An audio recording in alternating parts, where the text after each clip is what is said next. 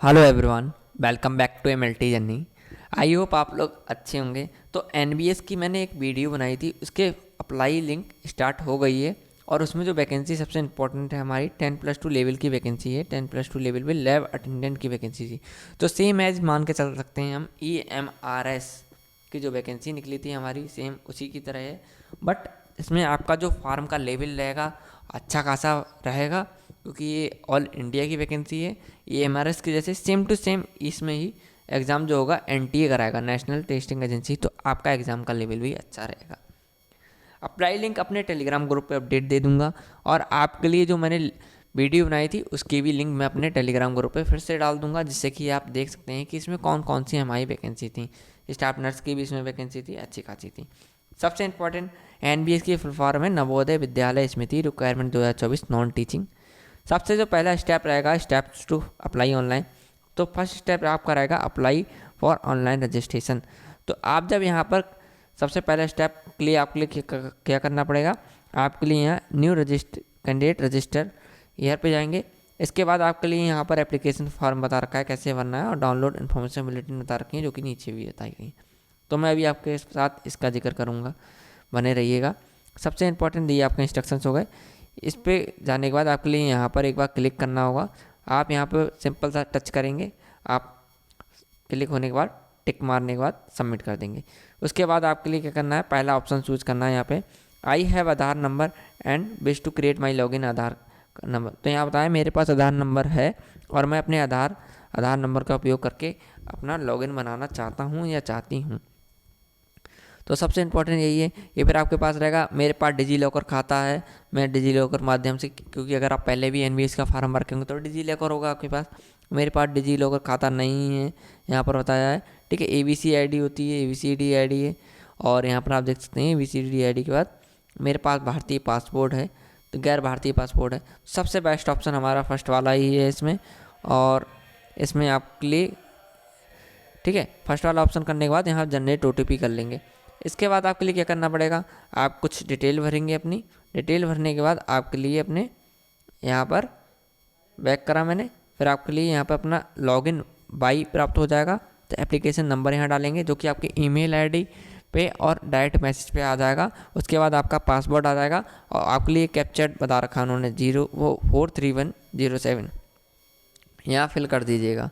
ठीक है, अब मैं आपके लिए बता देता हूँ कि इसमें हमें इन्फॉर्मेशन बुलेटिन जो हमारी होंगी वो कैसे क्या होंगी।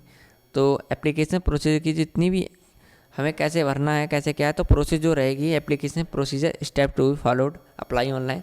सबसे इंपॉर्टेंट जो मैंने अभी आपके लिए बताया था, नंबर 1 हमारा उसमें रहेगा एप्लीकेशन नंबर और पासवर्ड, जो कि आप प्राप्त कर लेंगे।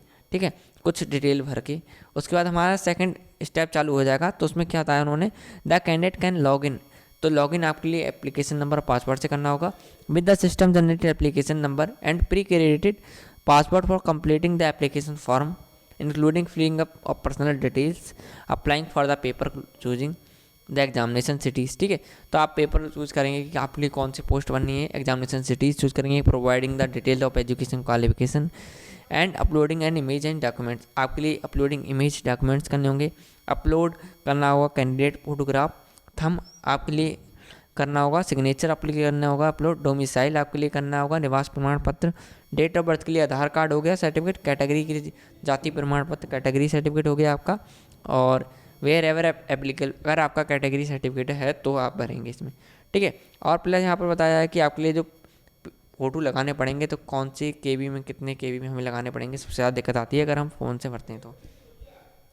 सबसे इंपॉर्टेंट था रिसेंट पासपोर्ट साइज फोटोग्राफ होना चाहिए, और should be either in colour और ब्लैक और वाइट में बैकग्राउंड होना चाहिए आपका, विद 80% आपका फेस विदाउट मास्क होना चाहिए। ठीक है, भले 20% आपका चल जाएगा, बट होना ही नहीं चाहिए। मैं तो कह रहा हूँ 100% ही आपका विदाउट मास्क होना चाहिए।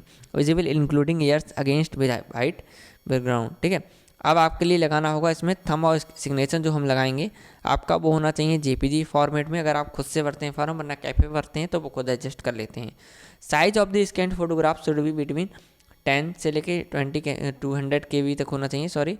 तो आपके जो फोटोग्राफ और थंब होने चाहिए 10 से लेके 200 KB तक के होने चाहिए।